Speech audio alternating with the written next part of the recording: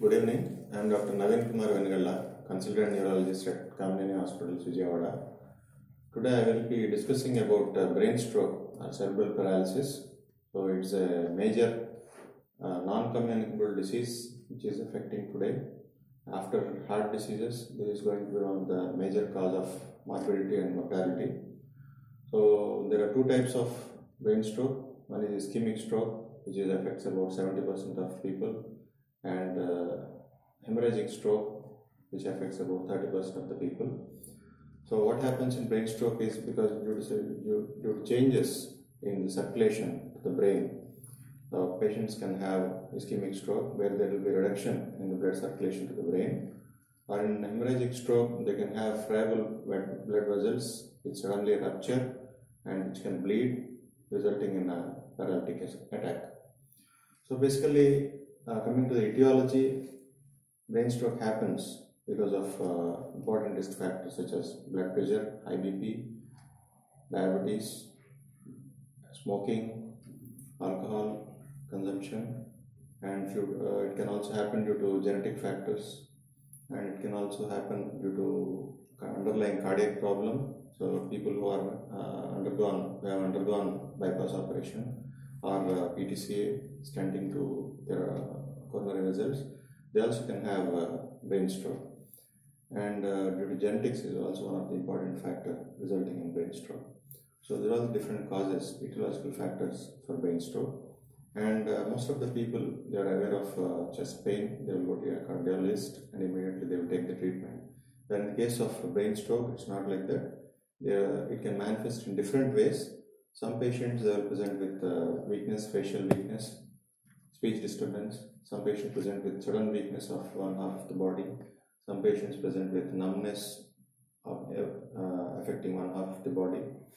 Some patients present with severe headache, vomitings, difficulty in walking, urinary incontinence, unable to control micturition, urination. So these are the varied presentations of brain stroke. In case of massive strokes, hemorrhagic strokes, they can even present in an unconscious state. They will come to us in a comatose condition. So it can be in a mild presentation, moderate presentation, or it can be a very severe presentation. So depending on the type of presentation, outcomes will be there. Mild strokes will recover over a few days. Medium strokes will recover over a few weeks. And major strokes will take a lot of time, few months to even years also. So once you recognize these symptoms, immediately you are supposed to take the patient or yourself to any local hospital where a neurologist is available and a CT scan facility is available and supportive care is available. So once we go there, once you take the patient to a nearby hospital, immediately the neurologist will be seeing you and he will be doing a CT scan or an MRI scan if possible. And once they identify that there is a clot or blood is not flowing to certain part of the brain, immediately within first 3 hours, there is an injection called TPA, tissue plasminogen activator. We have Actylase, we have Tenecteplase, which is approved.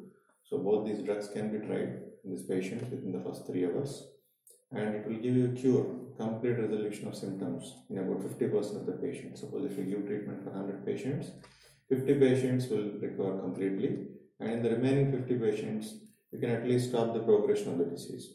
So this is the importance of bringing the patient to hospital within the first 3 hours or the golden hours. After 3 hours also, we can still diagnose and treat the patient, but it will not be that effective. And the treatment usually lasts from 3 to 5 days, depending on the severity of the disease.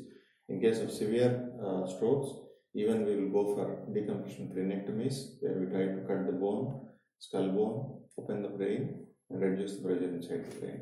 So likewise, a lot of treatment options are available for brain stroke patients. With the latest advances and new techniques, almost 80 to 90% of patients can be treated effectively with the available treatment options.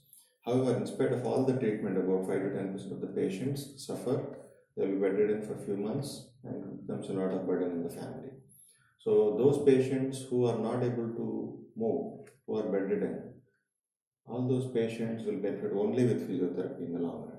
So medium strokes and any stroke, that may be mild, moderate or severe, any stroke, physiotherapy is the main treatment and it has to be started from day 2 after you get the stroke, after any patient gets the stroke, and it has to be followed up carefully for the next 2 to 3 months so that the muscles don't get stiffened and they will recover fast. So this is how usually we manage the stroke patients. And after knowing all these things, because considering the severity it will have on the life of that particular person, as well as the effect it will have on the family members, most important thing is prevention. Prevention of brain stroke is the crux today. And for this prevention, people who are smoking, they should stop smoking, stop alcohol, have a regular checkup of BP and sugar. Once somebody crosses 40 years, definitely we need to check our BP and sugar.